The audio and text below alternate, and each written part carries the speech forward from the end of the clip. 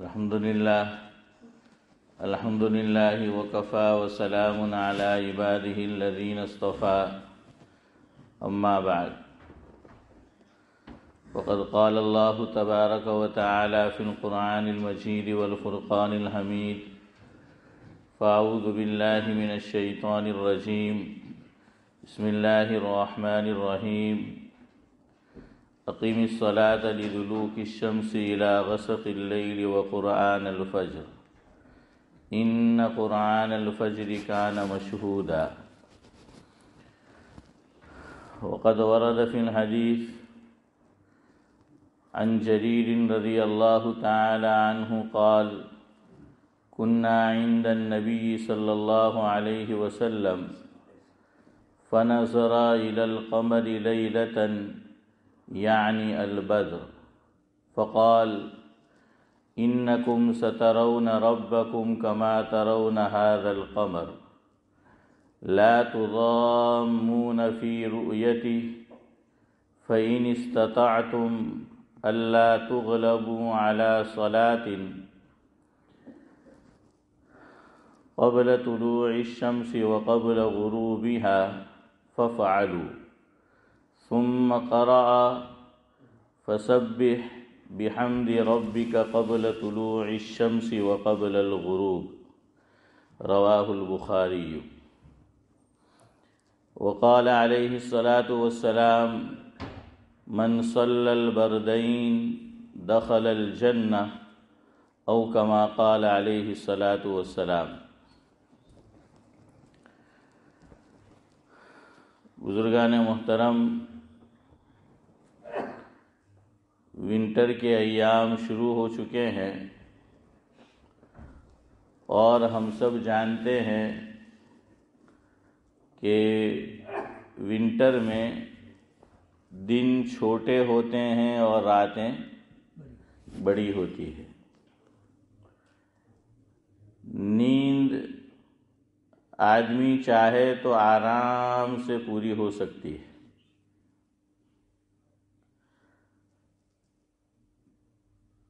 تو مجھے اور آپ کو اس کی پابندی کرنی چاہیے کہ ہم نماز فجر مسجد میں آ کر باجماعت ادا کریں۔ اللہ تبارک و تعالی سب سے زیادہ میں محتاج ہوں، اللہ مجھے بھی اور ہم تمام کو عمل کی توفیق نصیب فرمائے۔ شاعر مشرق علامہ اقبال علیہ الرحمہ فرماتے ہیں کہ آج کے مسلمان کے لیے نماز فجر پڑھنا بھی مشکل ہو چکا ہے اور رمضان المبارک کے روزے رکھنا بھی۔ اقبال اپنے زمانے میں اس کا شکوہ کر رہے ہیں۔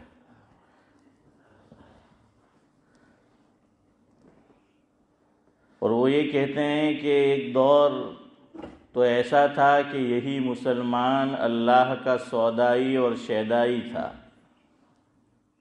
دین اس کی نظر میں باعث افتخار تھا، نماز فجر کا ادا کرنا اس کے لیے بہت آسان تھا، رمضان المبارک کے روزے رکھنا اس کی طبیعت پہ بار نہیں ہوتا تھا۔ لیکن اقبال کہتے ہیں کہ آج کا مسلمان کیسا ہو چکا ہے۔ انہوں نے لکھا ہے، منظر کشی کی ہے، وہ سنیے۔ وہ بھی دن تھے کہ یہی مایہ رعنائی تھا، وہ بھی دن تھے کہ یہی مایہ رعنائی تھا، نازش موسم گل لالا صحرائی تھا۔ مایہ رعنائی کا مطلب ہوتا ہے باعث افتخار، کہ فخر کی چیز تھی، کہ وہ بھی دن تھے کہ دین اور دینی احکام پر عمل کرنا، نماز فجر پڑھنا، رمضان کے روزے رکھنا مسلمان اپنے لیے سعادت کی چیز سمجھتا تھا، دین پر چلنا باعث فخر گردانتا تھا۔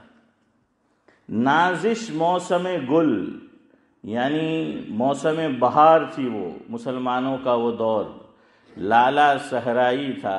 لالا ایک پھول ہوتا ہے جو جنگل میں یا چمن میں آپ کہہ لیجئے کہ کھلتا ہے، وہ صحرا یعنی جنگل، تو وہ جنگل کے اندر وہ کھلتا ہے، تو مسلمان تو دینی احکام پہ عمل کر کے کھل جاتا تھا، لیکن پھر بعد میں کہتے ہیں کہ اب کیا دور آ چکا ہے، تو وہ کہتے ہیں کہ وہ بھی دن تھے کہ یہی مایہ رعنائی تھا، نازش موسم گل لالا صحرائی تھا، جو مسلمان تھا اللہ کا سودائی تھا۔ اللہ اکبر، یہی کہا کہ جو مسلمان تھا، جس نے کلمہ پڑھ لیا، وہ اللہ کا عاشق ہوا کرتا تھا۔ نماز فجر کا ادا کرنا اس کے لیے کوئی مشکل نہیں ہوتا تھا، جون سا موسم ہو۔ جو مسلمان تھا اللہ کا سودائی تھا، کبھی محبوب تمہارا یہی ہرجائی تھا۔ اللہ تعالیٰ سے وہ کہہ رہے ہیں کہ اللہ، مسلمان ایک تو وہ تھا کہ آپ کا عاشق تھا، اور آج ہرجائی بن چکا ہے، جہاں در دیکھا نہیں کہ سجدہ کیا نہیں، جہاں دنیاوی فائدہ نظر آیا نہیں کہ دین کو چھوڑا نہیں۔ جو مسلمان تھا اللہ کا سودائی تھا، کبھی محبوب تمہارا یہی ہرجائی تھا۔ آگے وہ لکھتے ہیں نماز فجر کے تعلق سے، کس قدر تم پہ گراں صبح کی بیداری ہے۔ گراں یعنی بھاری، بوجھ معلوم ہونا۔ کس قدر اے مسلمان، کس قدر تم پہ گراں صبح کی بیداری ہے، ہم سے کب پیار ہے۔ یہ گویا اللہ تعالیٰ کہہ رہے ہیں، مسلمانوں سے شکایت کر رہے ہیں۔ اقبال اس طرح اس کو بیان کر رہے ہیں، یہ شکوہ اور جواب شکوہ اقبال کا مشہور کلام ہے، تو اس میں سے میں آپ کو کچھ پڑھ کے سنا رہا ہوں۔ تو وہ کہہ رہے ہیں کہ اللہ تعالیٰ مسلمانوں سے شکایت کر رہا ہے کہ کس قدر تم پہ گراں صبح کی بیداری ہے، ہم سے کب پیار ہے، ہاں نیند تمہیں پیاری ہے۔ اللہ اکبر، کہ اگر ہم سے پیار ہوتا ہے مسلمان، تو مسجد میں نماز فجر میں نظر آتا تو، لیکن تجھے ہمارا حکم نماز یہ پیاری نہیں ہے۔ کمپیئر کرو نیند کو نماز سے۔ اقبال کہتے ہیں کہ اے مومن، تجھے نیند پیاری ہے، میرا حکم نماز فجر یہ پیاری نہیں ہے۔ بھاری معلوم ہوتا ہے۔ بعض لوگ تو بولتے بھی ہے، کبھی کھلے الفاظ میں، اللہ کرے کہ کوئی ایسا نہ ہو، کبھی دبے الفاظ میں، تو کہہ رہے فجر ની નમાઝ તો આપણાથી વળી કે પડાય એમ કે તો બહુ ભારે પડે તો આપણું ને એ જ ટાઈમમાં ચીપ ટિકિટ મળતી હોય ઇન્ડિયા જવાની, હે, તો એનાથી બી વહેલો ઉઠી જાય। કોઈ જોબ હારામાં હારો મળતો હોય તો એનાથી બી વહેલો ઉઠી જાય એ ટાઈમ। لیکن یعنی افسوس ہے مسلمان کی نگاہ میں جاب سے بھی ہلکی چیز اللہ کا حکم اور نماز فجر، یہ اس کی اہمیت ہے، حیثیت ہے۔ کس قدر تم پہ گراں صبح کی بیداری ہے، ہم سے کب پیار ہے، ہاں نیند تمہیں پیاری ہے۔ رمضان بھی اب تو بھاری ہونے لگا، معمولی بیماری میں ہم تو فدیہ دے دیں گے۔ یہ کبھی مفتی صاحب سے بھی پوچھا ہے کہ فدیہ ادا ہوگا، اور فدیہ بھی دیتے ہیں تو سب سے کم ریٹ والا ہیں، 190 પાઉન્ડ આપીને છૂટવા માંગે، ایک روزہ نے 3 પાઉન્ડ، ایک روزے کے 3 પાઉન્ડ۔ خود ہی مفتی صاحب بن گئے، خود ہی ججمنٹ کر لیا، قاضی بن گئے، لیکن ہم کو تو فلاں بیماری ہے، ہم روزہ نہیں رکھ سکتے۔ چلو بڑے دن ہے نہیں رکھ سکتے، کوئی بات نہیں، یہ موسم سرما چل رہا ہے، ونٹر کا زمانہ ہے۔ فقہا نے لکھا ہے کہ کوئی آدمی مریض ہے، بیمار ہے، بڑے دن ہے رمضان المبارک کے اندر، ٹھیک ہے رمضان میں روزہ نہ رکھو۔ اگر دیندار مسلمان ڈاکٹر نے کہا، یا خود کا اس کا تجربہ ہے، یا جو اس کو بیماری ہے کسی اور دیندار مسلمان کو تھی اس نے بتلایا، لیکن سیکنڈ نمبر پہ یاد رکھو فدیہ نہیں ہے۔ ارے ہمارے لوگ تو بڑے دنوں میں رمضان آیا ٹرائی بھی نہیں کرتے، کوشش نہیں کرتے، خود فیصلہ کر لیتے ہیں کہ ہم کیا دے دیں گے، فدیہ دے دیں گے۔ نہیں، بڑے دنوں میں روزہ نہیں رکھ سکتے، چھوٹے دنوں میں روزہ رکھنا ہے، اس کی قضا کرنی ہے رمضان مبارک کی، یاد رکھو۔ اور اس میں اللہ رب العزت نے یہ گنجائش دے دی کہ رمضان المبارک میں تو مجھے آپ کو مسلمان کو یکے بعد دیگرے مسلسل پے در پہ 29 یا 30 ڈیز روزے رکھنے ہوتے ہیں، لیکن یہاں گنجائش دی کہ چھوٹے دنوں میں کبھی کسی ہفتے میں 3 دن رکھ لو، کبھی 2 دن رکھ لو، کبھی 1 دن رکھ لو، کبھی کسی ہفتے میں ناغا کر دو، چھٹی کر لو، پھر جو ہے وہ بعد میں رکھو۔ اور یہ مسئلہ بھی فقہا نے لکھا ہے، ناواقفیت کی بنا پر کسی نے چھوٹے دنوں میں روزہ ٹرائی نہیں کیا، کوشش نہیں کی، رکھ کر نہیں دیکھا، اور اس نے کیا دے دیا ہے، فدیہ دے دیا ہے، وہ صدقہ ہو جائے گا، اس کو واپس روزہ رکھنا پڑے۔ فدیہ دینے کے بعد بھی یاد رکھو، تو بہت سے لوگ معمولی بیماری میں نہیں رکھتے روزہ۔ اب چھوٹے دنوں میں کون سا بھاری ہے؟ آپ دیکھیے کتنا چھوٹا دن ہے، آدمی کچھ دیر سو جائے، آرام کر لے، ظہر سے پہلے اٹھ جائے، پھر ظہر اور عصر مغرب تو کچھ بھی نہیں ہے، کچھ دیر نہیں لگتی۔ تو اقبال کہتے ہیں طبع آزاد پہ قید رمضان باری ہے، طبع آزاد پہ یعنی آزاد طبیعت، طبع آزاد پہ قید رمضان بھاری ہے، تم ہی کہہ دو یہی آئین وفاداری ہے۔ اقبال کہہ رہے مسلمان تو خود فیصلہ کر، ججمنٹ دے کہ تو روزہ نہیں رکھتا، فدیہ دے دیتا ہے، تڑخا دیتا ہے 90 پاؤنڈ دے کر یا 150 پاؤنڈ دے کر، چھوٹے دنوں میں ٹرائی نہیں کی، مسئلہ تو یہ تجھے روزہ رکھنا ہے۔ تو کیا یہی وفاداری کا تقاضا ہے، یہی مسلمانیت کا تقاضا ہے کہ تیری طبیعت پہ روزہ رکھنا بوجھ ہو جاتا ہے؟ فرمایا مذہب کو چھوڑا تو کچھ بھی نہیں ہے، اور جو مذہبی ہے اس میں آپس میں لگاؤ، اتحاد، اتفاق ہونا چاہیے، تب کوئی بات ہے، ورنہ اقبال کہتے ہیں قوم مذہب سے ہے، مذہب جو نہیں تم بھی نہیں۔ قوم مذہب سے ہے، مذہب جو نہیں تم بھی نہیں، جذبے باہم جو نہیں، محفل انجم بھی نہیں۔ انجم ستارے کو کہتے ہیں، ستارے آسمان پر کیا ہوتے ہیں، سب ساتھ ساتھ ہوتے ہیں نا، ان کے اندر کیا ہوتی ہے، ارے بولو کیا ہوتا ہے، اتحاد، اتفاق، سب ساتھ ساتھ میں، تب وہ روشنی دیتے ہیں، تب وہ بھلے بھی معلوم ہوتے ہیں، آنکھوں کو بھاتے ہیں۔ فرمایا مسلمان بھی اگر ایک ہے اور نیک ہے تو بات بنی۔ لوگ کہتے ہیں اللہ تعالیٰ اتنی دعائیں ہو رہی ہے، فلاں جگہ ظلم ہو رہا ہے، مسلمان کی سنتا کیوں نہیں؟ ارے بھائی میں اور آپ خود اپنے آپ سے پوچھیں، ہم کتنی سنتے ہیں؟ میں اور آپ اللہ کی کتنی سنتے ہیں؟ نماز فجر میں مسجد ویران نظر آتی ہے۔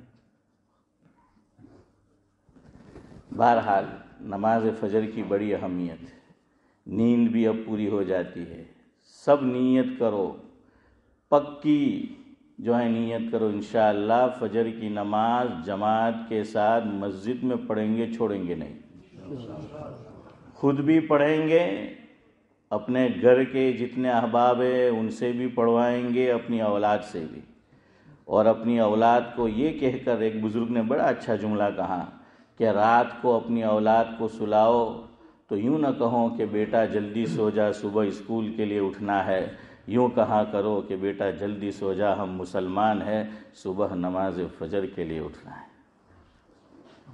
لیکن دیکھیے ہماری مائیں میں ٹھیک ہے ہوئی جاؤ بہت موڑ تھયું એમ કે હજુ રમા કરતા છે એમ કે સવારે સ્કૂલ હારું ઉઠવાનું છે એમ જ બૂમ પાડે ને ہے۔ اور کتنی پیاری بات کہی کہنے والے نے کہ جو ایمان نماز فجر کے لیے تمہیں بستر سے اٹھا کر مسجد تک نہیں لا سکتا، وہ ایمان قبر سے اٹھ کر اٹھا کر تمہیں جنت تک پہنچا دے ناممکن ہے۔ جو ایمان مسجد تک نہیں لا سکتا وہ ایمان جنت تک پہنچائے گا؟ ہاں اللہ کرم کر دے تو اور بات ہے۔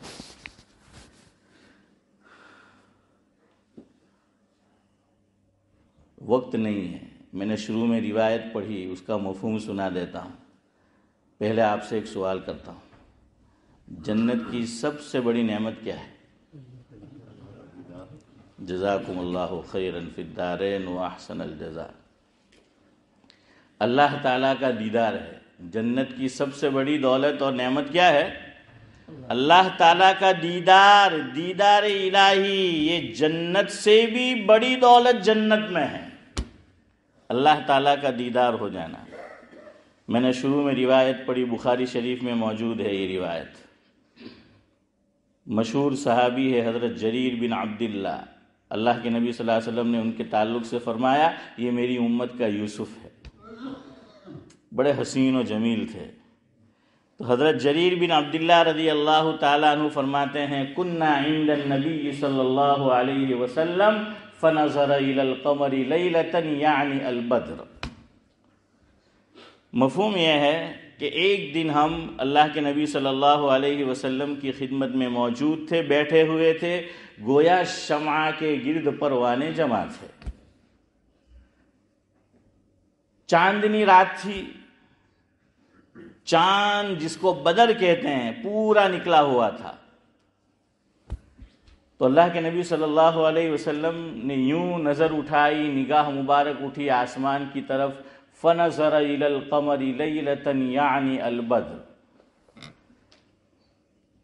تو صحابہ کرام نے بھی نگاہ اٹھائی آسمان کی طرف، جب حضور صلی اللہ علیہ وسلم نے اٹھائی، فقال، آقا نے فرمایا انکم سترون ربکم کما ترون هذا القمر لا تضامون فی رؤیته فإن استطعتم ألا تغلبوا على صلاة قبل طلوع الشمس وقبل غروبها فافعلوا ثم قرأ فسبح بحمد ربك قبل طلوع الشمس وقبل الغروب۔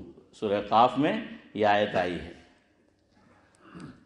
حضرت جریر بن عبداللہ رضی اللہ تعالیٰ عنہ روایت کرتے ہیں کہ آقا نے اپنی نظر مبارک آسمان کی طرف اٹھائی، چاند اپنے شباب پر تھا، پورا موجود تھا، اور چاند سے زیادہ حسین وہیں بیٹھا تھا، وہیں تشریف فرما تھے۔ تو حضور نے فرمایا دیکھ رہے ہو اس چاند کو، دیکھ رہے ہو تم جو نکلا ہوا ہے، اور پورا تھا، کمپلیٹ چاند تھا۔ تو صحابہ کرام نے جواب میں فرمایا کہ جی حضرت ہم چاند کو دیکھ رہے ہیں۔ فرمایا کوئی زحمت اور تکلیف تو نہیں ہوتی دیکھنے میں، یا بہت آرام سے دیکھ رہے ہو، آسانی سے دیکھ رہے ہو؟ کہا کہ حضرت بہت آرام سے اور آسانی سے ہم چاند کو نکلا ہوا دیکھ رہے ہیں۔ فرمایا جو مسلمان طلوع شمس سے پہلے والی نماز اور غروب شمس سے پہلے والی نماز، کون سی دو نماز ہو گئی؟ ارے بولو، فجر اور مغرب کیسے ہوگی؟ قبل الغروب ہے۔ انگلینڈ میں مسئلہ یہ ہے مولانا، کسی بات پہ اتفاق ہی نہیں ہوتا، 2-3 صف والوں کا نہیں ہوتا، ملک والوں کا کیا ہوگا؟ عجیب پانی ہے یہاں کا۔ چلے بہرحال اب کچھ آپ بھی سمجھو، سب میں کیوں سمجھاؤں، طلوع شمس والی اور غروب شمس والی، ٹھیک ہے؟ وہ نماز کی پابندی کرو، انعام میں کیا ملے گا؟ فرمایا جو مسلمان پابندی سے فجر کی نماز مسجد میں آ کر با جماعت ادا کرتا ہے، کوئی عذر ہے گھر پہ ادا کر لیا، راستے میں الگ بات، لیکن بلا عذر ایسا نہیں کرتا، اور طلوع شمس والی، فرمایا اس کو اللہ تعالیٰ انعام یہ دے گا کہ اسے اپنا دیدار کرائے گا۔ میں اس کی تعبیر اللہ کی توفیق سے یوں کرتا ہوں کہ اندھیرے میں جو آنکھیں گھر سے چل کر مسجد کی طرف جانے کی عادی ہوگی، کل اس آنکھ میں اتنا نور آ جائے گا کہ اسے دیدار الہی کرنا آسان ہو جائے گا، اسے دیدار الہی ہوگا۔ تو بھئی آج نیت کرو، انشاءاللہ سب پڑھیں گے، فجر کی نماز با جماعت پڑھیں گے، مسجدیں بھری ہوئی نظر آئے گی۔ بس اس کے لیے کام یہ کرنا ہے، اس کو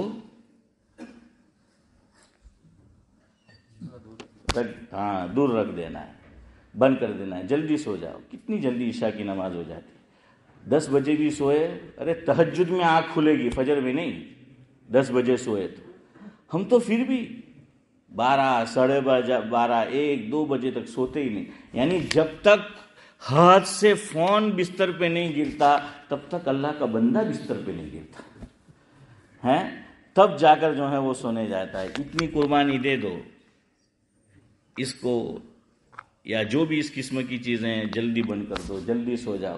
جلدی سو گے تو فائدہ کیا ہوگا پتہ ہے؟